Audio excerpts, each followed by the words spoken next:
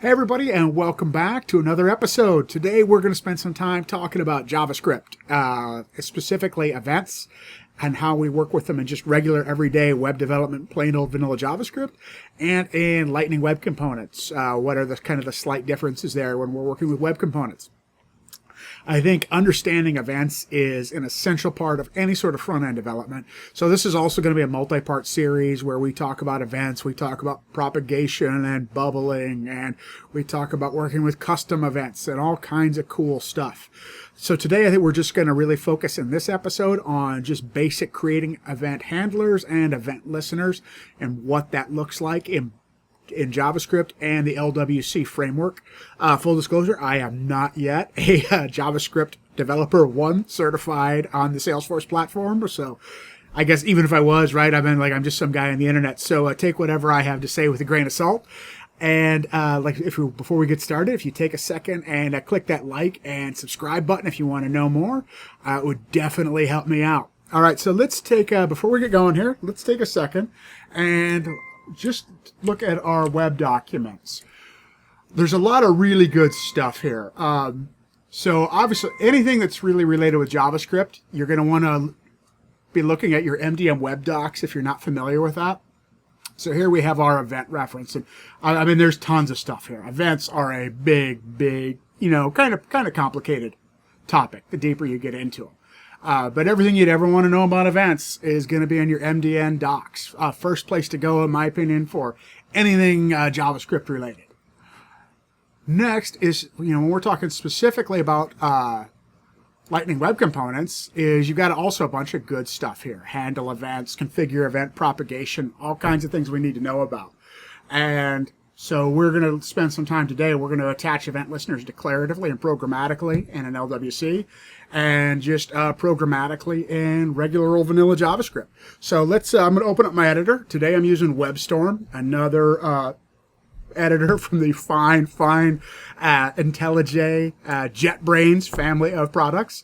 Not sponsored, but JetBrains, if you want to sponsor me, I would be happy to. I'd be happy to take a free annual license. Great stuff. So let's go to simple events. We want to not go to our... All right, so here is just a basic... I'm going to make some space here, right? So this is just a basic web page, right? And you can see I've got a div with class container, and I've got an inner div, and I've got a button in it. And right now I've got an app.js file with absolutely nothing in my JavaScript. And if I go to my practice, so that's what this looks like right now, right? I click this button, nothing happens. So we'll open up our Chrome developer tools as well. Nothing happens, which is kind of what we expect, right? Nothing to happen. Okay, so let's go. So let's take a look. So we got a button here, and we gave it class of button. So what we're going to do in just vanilla JavaScript is, first of all, we are just going to say, we're going to declare a variable. We're going to say const, we'll call it but, right? Const but equals document dot query selector. We just want that first one, and we are going to get the item with the class of button. All right, so all we did there was just, so if you're not familiar with basic JavaScript, const, we declared a variable that's going to be an immutable variable. We gave it the name of but, and we bound the but variable to the document, which is a JavaScript built-in feature, query selector, because we're working with the DOM. We're saying, hey, give me the element on the page with the class of button, right? It has if you remember, if you look at our HTML, right, we gave it a class of button. And now we're just using like a basic CSS style selector, right? Dot button for a class. All right, now we want to add an event listener to our DOM element, the document object model, which is another big complicated topic that we're not going to go into today. Maybe the DOM's not that complicated. It was hard for me at first, I guess, to wrap my head around it, but it's just a model in your browser of all the different elements on your web page. So we are going to say but add event listener. All right. So we're putting an event listener on that element of but. And we're going to say that event listener, we're listening for the event, the click event. I'm going to put a comma. And now we're going to add a callback function, which is a huge, I feel like, JavaScript buzzword, callback functions. What are callback functions? They are just functions that run later on, right? So we're saying like JavaScript is a single-threaded environment in that way. So your browser is constantly emitting events. Mouse in, mouse out, mouse move, click, focus, blur, all kinds of stuff. We wouldn't want to say, hey, like when the page loads, just stop and constantly listen, and run this event when a click happens, because it would lock up your browser. So we're saying, hey, listen for a click. And when it does happen, I want you to run this function later on. So this is probably a callback function in a way is maybe, I'm going to say your most basic form of asynchronous JavaScript. And what we're going to do in this case is we're going to call an anonymous function. An anonymous function in JavaScript is just a function without a name.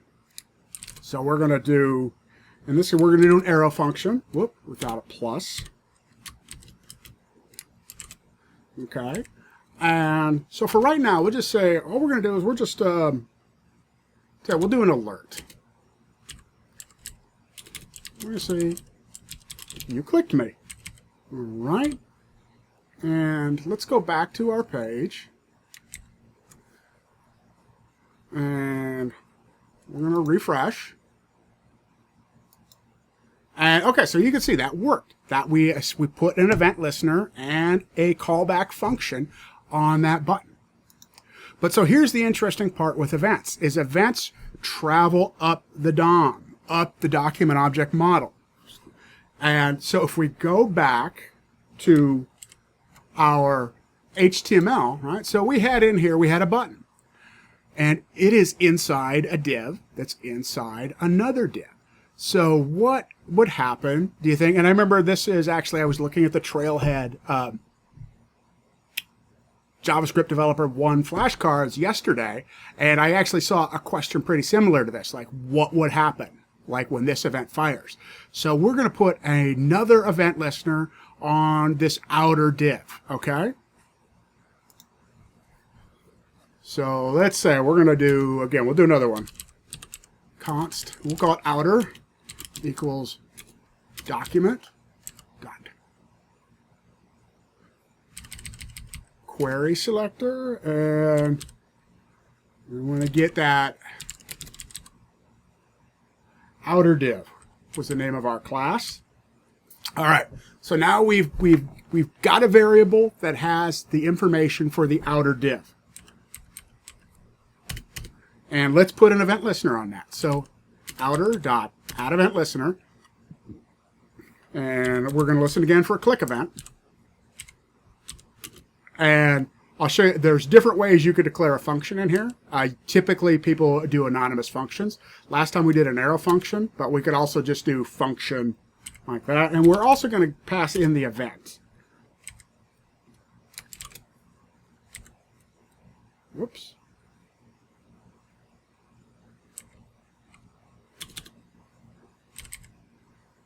I already had my curly braces in there for me. And let's just do another alert for right now. Alert.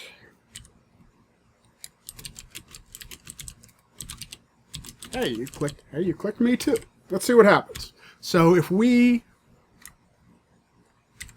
click our button, right, what's going to happen is, so we put an event listener on our next page. So that's our question. What's going to happen now? Let's refresh this again. All right. You clicked me, and that did not actually fire. That should have. So that should have bubbled up. And let's take a look at our index.html.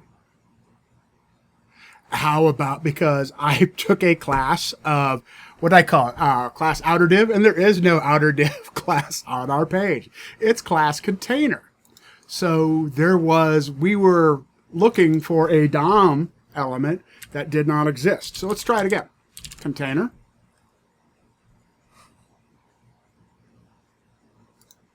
Chrome. Refresh. And hey, you clicked me too. All right, so now we could see that that's what happened. That event bubbled up. That click event, it bubbled up because we clicked the button. But because there was also an event listener on a parent element also waiting for a click, it fired the click listener and the click callback function on that element as well. So this is something you really have to be aware of with events, is how they move up the DOM. All right, so the way to check this in your JavaScript is, we'll go down here to this one, and we're going to say, we'll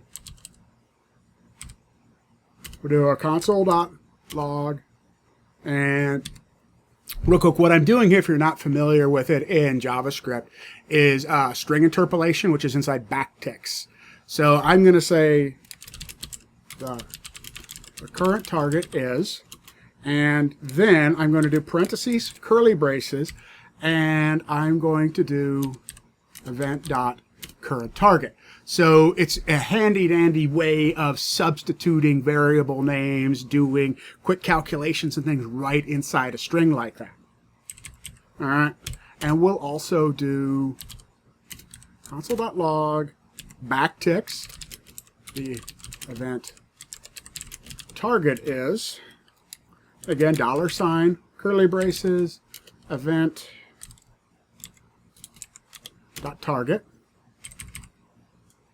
All right, and you know what? I'm going to copy and paste these two, and I'm also going to put them right inside this function, and we got to give it an event, the event parameter, which is automatically, as long as you, I mean, you could call this whatever, but as long as you give the function a parameter, event is by default, if it's an event listener, passed in as the very first parameter.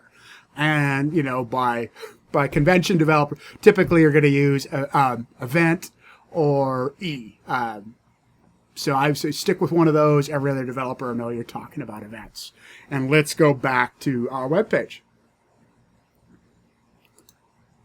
All right. And let's open up our Chrome developer tools. And we're going to hit click me bro, our button. You clicked me. And why did we not get anything inside our console, huh? Let's try it again. There we go. Something didn't refresh right. So we click the button. The current target is event HTML button element. And the target is, you remember, we put two things in our console.log. Event.currentTarget and event.target. In this case, they're the exact same thing. But if you're listening for events that are bubbling up and you want to know where did that come from? Did it come from a child node in the DOM, or did it come from this node in the DOM? That will help you differentiate that. So when we get up to our div, right, where we put that second event listener, hey, you clicked me too. I'm going to click OK. But now we say, hey, the event target, we can still the button element. That was where that click event originated from. But the current target is the div. So you could write a quick Boolean, right, if you wanted to test that, like, is current target equal to target, right, or triple equal target, true, false, and do something like that to separate, like, where did this event come from? Is it originating on a child, or is it originating on this element? And if you want to stop this behavior, and you might, depending on what you're working with, you might not want your events to bubble up. Go back to WebStorm. So let's go down here. So where did we, outer, alert, you clicked me too. What we're going to do is event.stop propagation, and that will stop our event dead in its tracks. It will not move up the DOM from there. So let's go back to our browser. Refresh our browser. Click me bro, you clicked me, and that's it. We did the event listener on the div did not fire. So let's take a look real quickly. Now that we've seen what this looks like in basic JavaScript on just a standard old web page, what does it look like to work with these event listeners in a Lightning Web Component? So let's go back to WebStorm.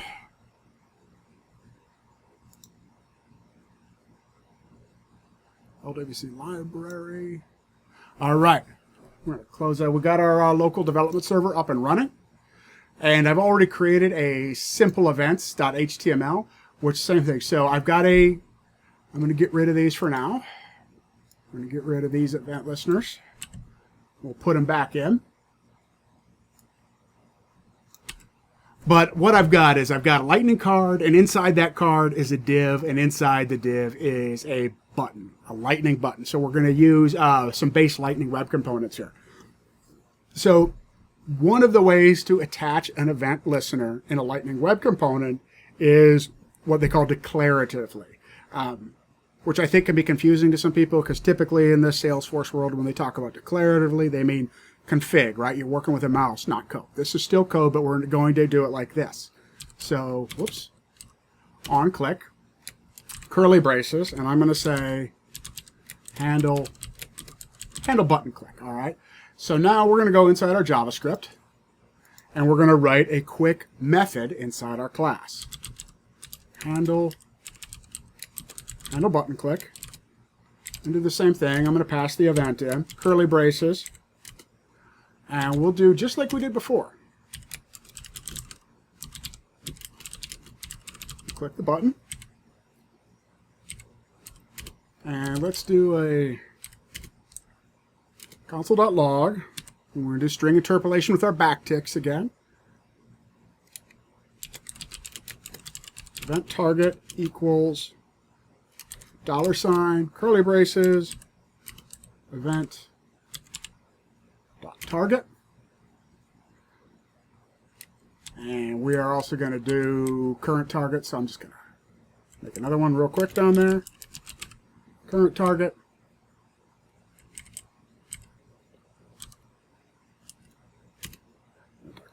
target, so we can see what comes up in our log. So if you remember, like in our JavaScript, right, where first we had to select the element in the DOM, right? You know, query selector, get the element, and then attach an event listener to it, and then write a callback function. In this case, what we did is we attached the event listener declaratively in the HTML with the on click, and now we have the listener here is just a method inside our JavaScript that is bound to the HTML like that. So let's open up our live development server, local development server, and simple events. And let's also open up our Chrome developer tools. And if we hit click me, we got the alert. And we're going to see the same thing. The object was HTML element and current target. So the target and the current target were exactly the same.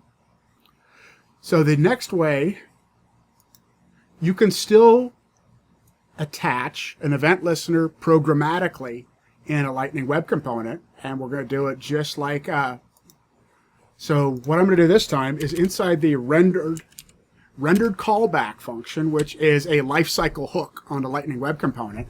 So basically I'm going to say, hey, like after the component is rendered on the DOM, I want this code to run. I'm going to say,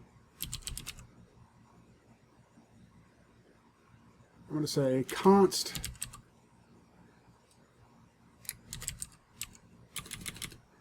div equals this dot template, and you know what, I don't remember what I named that container.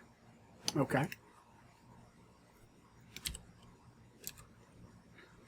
and then it's just like it was before, query selector, but my code completion never comes up with this on Lightning Web Components, so I have a horrible habit of making typos. We're going to class selector, container. All right, so if you remember before we did this .document, when we're working with a Lightning Web Component, it's this, or before we just did document, right? No this. Inside a Lightning Web Component, it's this .template, because we're saying, hey, the things that are owned by this element, by this component inside its shadow DOM, get this particular element. So we're not, so it can't pull items out of other components.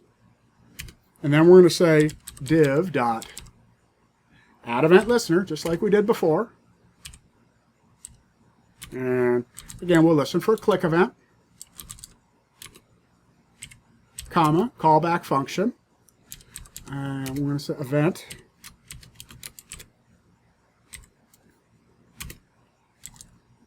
alert. We'll say he bubbled up to me, will be our alert. And then we'll do a, you know what, we'll just copy and paste these two out of here.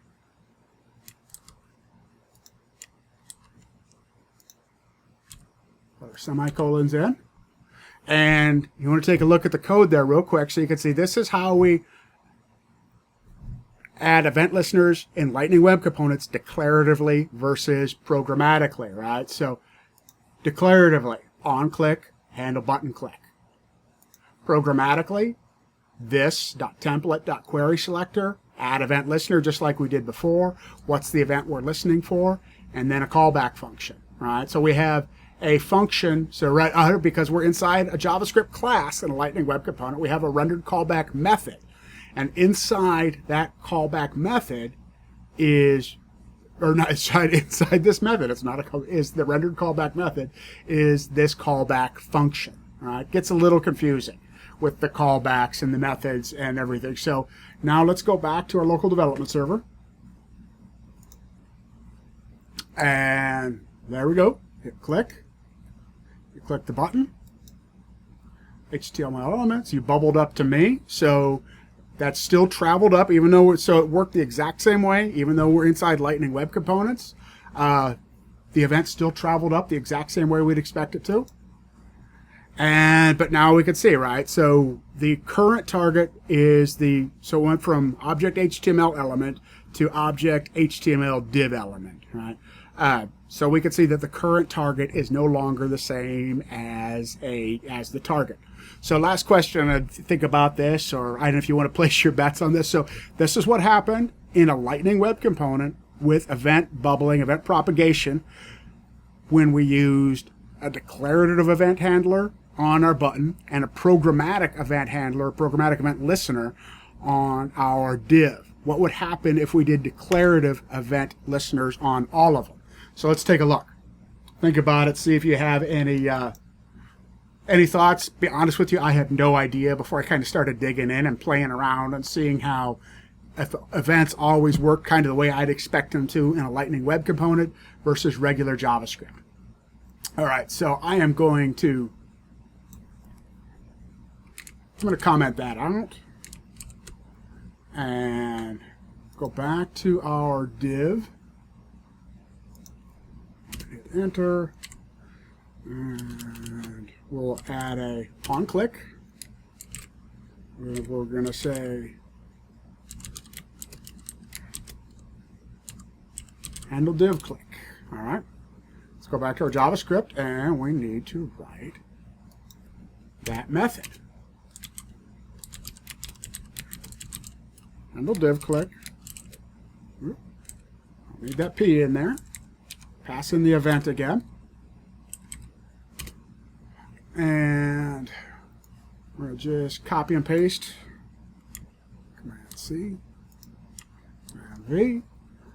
Paste that into our new event handler. Right? And we're going to go back to our local development server. Let it refresh. And let's see what happens. So we click our button. Event, when you click the button.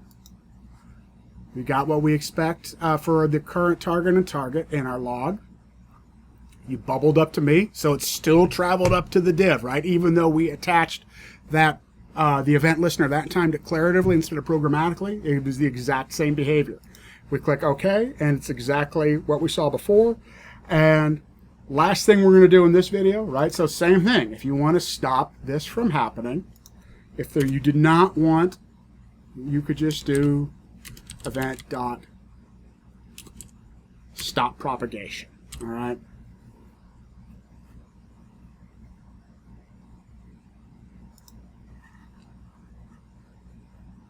Click me, you click the button, nothing else happens.